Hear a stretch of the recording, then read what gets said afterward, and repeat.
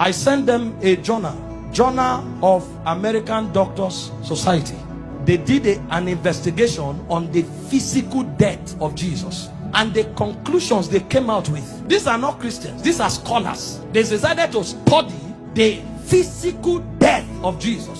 What they came up with, I only came with the pictures to show you, to give you an idea. Show me the picture where they tied him to the stick to scourge him. The way they did it was they carried a fat tree, planted it, and locked your hand so that you can't shake. That means when they are scourging you, you can't turn.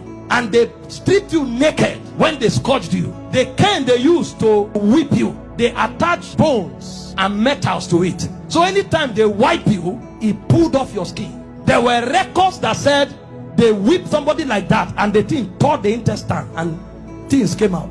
Somebody else was scourged like that. The whole back was peeled off. They saw bones.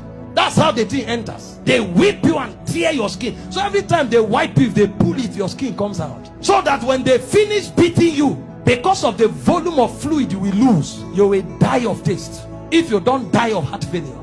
This is scourging. And the Romans don't flog 39. It's the Jews that flog 39. The Romans flog until they are tired. So the people beating you, they will beat you until they faint. When they finish scourging you like this, if life remains in you, then mercy spoke for you. After they scourged him, they now took him trekking with the cross for close to 1 kilometer to Golgotha. He lost so much weight that short journey he fell 3 times. He couldn't walk, and nobody would give him anything to drink. Historian said when his face was wiped, blood stains crested the mark of his face on the handkerchief. Everywhere was bleeding. Can I show you the scripture that described this punishment? Isaiah 52 verse 14. When they finished beating Jesus, that alone would have been enough. See the way Isaiah 52 verse 14 described him after he was scourged. It said, just as many were appalled. You know the word appalled? The highest level irritation. When you saw him, you are like, what is this? You couldn't describe it. It said many were appalled at the sight of him. For so mad, you know the word mad?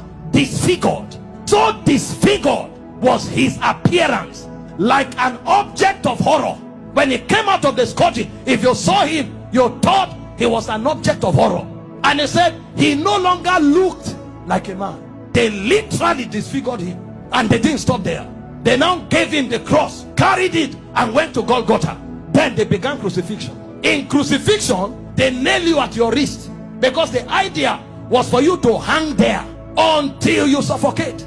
You know, the word excruciating didn't exist until the Romans started crucifying people, because the word excruciating comes from the word cruciating, and the word cruciate comes from crucifix. So it's excruciating is actually a pain you feel when you are crucified, because there's no pain in that class. When a man is crucified, his whole weight hangs on his wrist, and the only support he has are the nails on his toes. And when they crucify you, you saw a picture of Mel Gibson where you were straight. You can't be straight when they crucify you, because your back, there's no space to stand straight.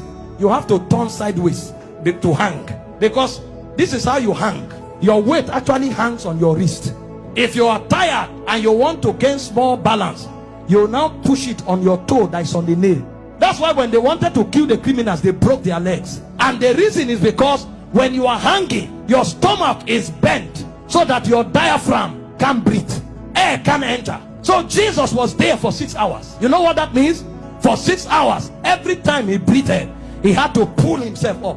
So he pulled himself on a nail up to breathe for 6 hours. He will pull up, breathe, go back, pull up for 6 hours. Remember, his back is already torn. So as he's pulling up, he's feeling pains on the wrist, his back is scrubbing on the cross, and his leg is feeling pain.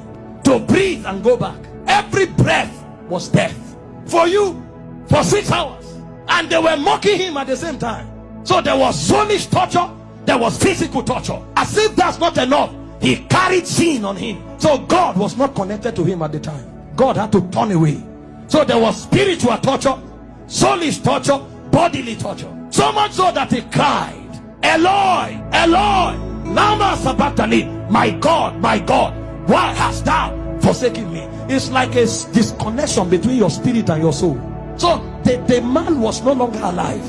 He died in the spirit before he died in the natural. The level of pain, we don't know what was done for us in 6 hours. And guess what? His mother was there. Can you stand naked before your mother? This is the man that the mother saw do wonders. How come? Imagine when he looked at their faces. See what you'll be interpreting. Some are saying, why? How come? Why can't you do anything today? Then the Jewish people were mocking. Physician, heal yourself. Fake prophet, I thought you said you had miracles. Why don't you come down? The thieves that were on the cross, one was mocking him. So from everywhere. Meanwhile, all the sicknesses on earth were on him on the cross. You have cancer, you say it's painful. He had cancer, diabetes, hepatitis, all that day at the zenith.